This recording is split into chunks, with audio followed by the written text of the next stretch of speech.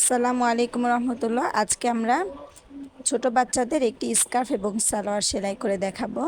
তো স্কার্ফের প্রথমেই ক্যাপটি সেলাই করে নিব। ক্যাপটিকে দুই ভাঁজে ভাঁজ করে আগে একটা সেলাই দিয়ে নিব, কারণ ক্যাপটি যখন স্কার্ফের সাথে লাগাবো তখন এটা সরে যেতে পারে, এ কারণে। এরপরে হচ্ছে এই ক্যাপের উপর একটা লেস, মানে মাথার উপর দিয়ে একটা লেস বসিয়ে নিচ্ছি সৌন্দর্যের জন্য।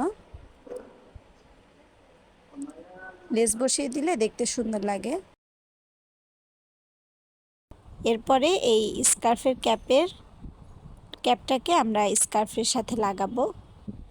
স্কার্ফের ক্যাপের যে মাঝের অংশটুকু, সেই মাঝের অংশটা চিহ্ন থেকে স্কার্ফের মাঝের অংশটাকে মাঝ থেকে সেলাই দিয়ে নিব।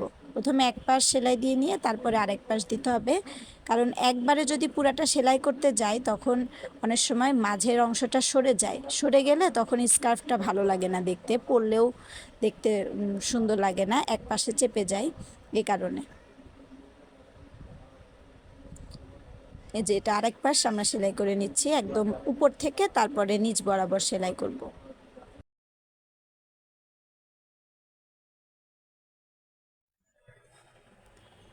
এরপরে এই যে দেখতে এমন হবে। এরপরে আমরা চাপ সেলাই দিব। এখান থেকে চাপ সেলাই শুরু করে ক্যাপের উপর দিয়ে আস্তে আস্তে চাপ সেলাইটা দিতে হবে, যাতে আঁকা বাঁকা না হয়। আঁকা বাঁকা হইলে আবার দেখতে সুন্দর লাগে না, এজন্য আস্তে আস্তে সেলাইটা দিয়ে নিতে হবে।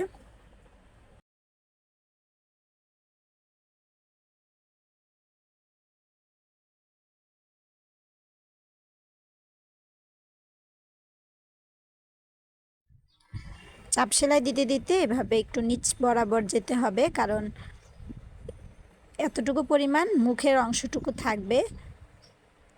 আনুমানিক একটা চিহ্ন দিয়ে সেলাই করে নিব।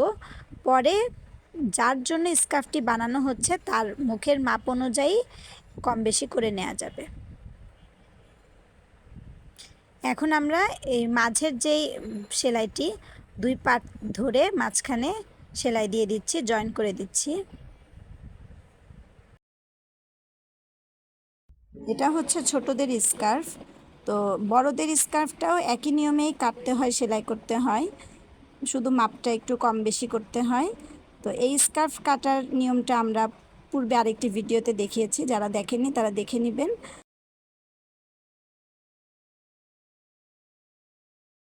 এই যে সেলাই করার পর এমন হয়েছে। তো এটা এখন শুধু বাকি রাউন্ড সেলাইটা দিয়ে নিলেই হবে। তো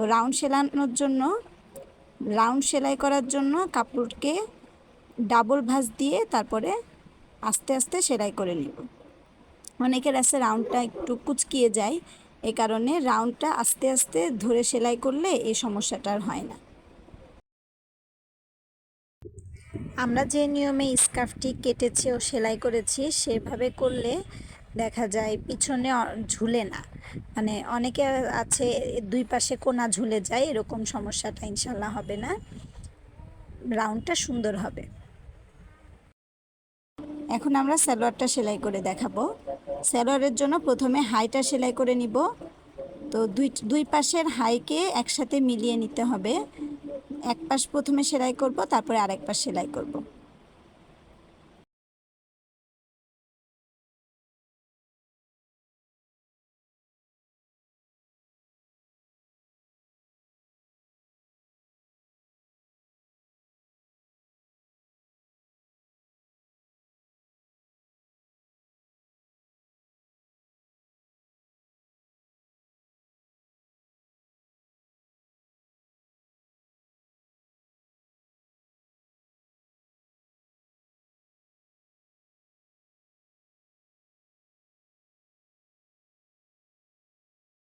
আমাদের হাই সেলাই করা শেষ। তো হাইটাকে ডাবল করে সেলাই দেওয়া ভালো, তাহলে আর সেলাইটা ছুটে যায় না। এখন আমরা কোমরটা সেলাই করে নিব। এর জন্য আমরা ইলাস্টিকটা মাপ অনুযায়ী কেটে নিয়ে তারপরে এভাবে করে লাগিয়ে নিচ্ছি। তো কেউ চাইলে ইলাস্টিকটা এভাবেও লাগাতে পারেন, অথবা পুরা কোমরটা সেলাই করে পরে ইলাস্টিকটা ঢুকিয়ে নিতে পারেন। তো এখানে আমরা মাপ অনুযায়ী কেটে তারপরে এখানে একসাথে লাগিয়ে নিব। প্রথমে আমরা একটি ভাঁজ দিয়ে সেলাই করে নিব।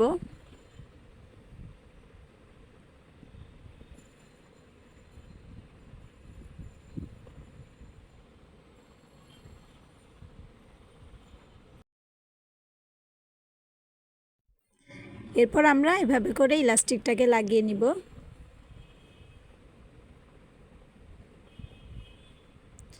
ইলাস্টিকটাকে টেনে টেনে একটু লাগাতে হবে।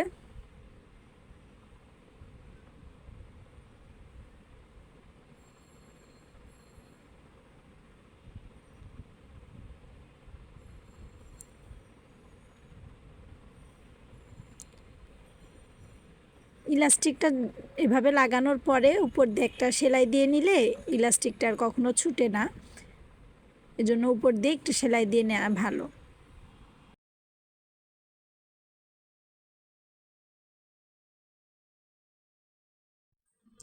এখন আমরা সালোয়ারের পাটি সেলাই করে নিচ্ছি। তো এর জন্য প্রথমে মাপ অনুযায়ী বক্রমটা কেটে নিয়ে তারপরে একটি কাপড়ে মুড়িয়ে বক্রমটাকে সেলাই করতে হয়।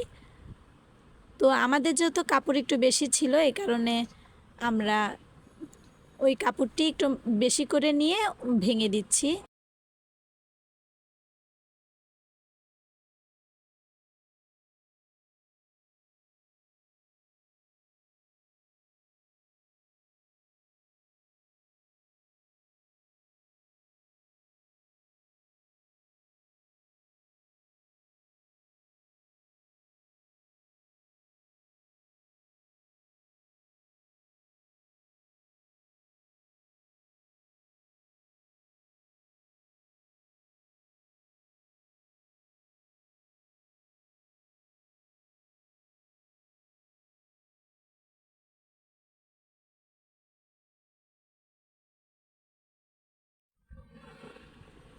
এভাবে করে একই নিয়মে দুই পাশ সেলাই করে নিব।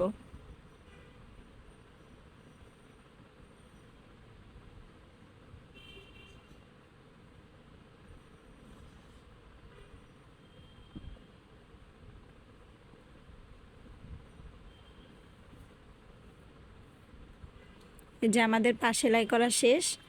এখন আমরা দুইটা পা একসাথে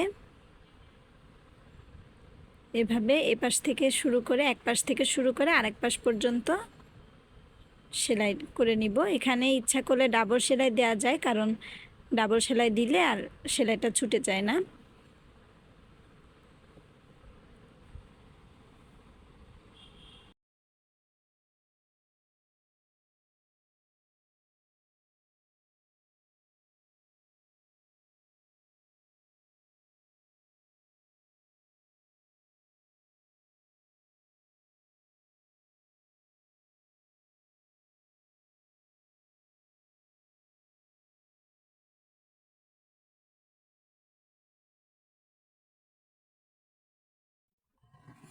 যে আমাদের সালোয়ার সেলাই করা শেষ।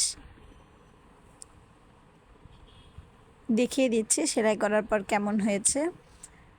তো ভিডিওটি কেমন লাগলো সেটা অবশ্যই কমেন্টের মাধ্যমে জানাবেন। ভিডিওটি ভালো লাগলে সাবস্ক্রাইব করবেন এবং অন্যকে দেখার সুযোগ করে দিবেন। আজ এ পর্যন্তই। আল্লাহ হাফেজ। আসসালামু আলাইকুম ওয়া রাহমাতুল্লাহ।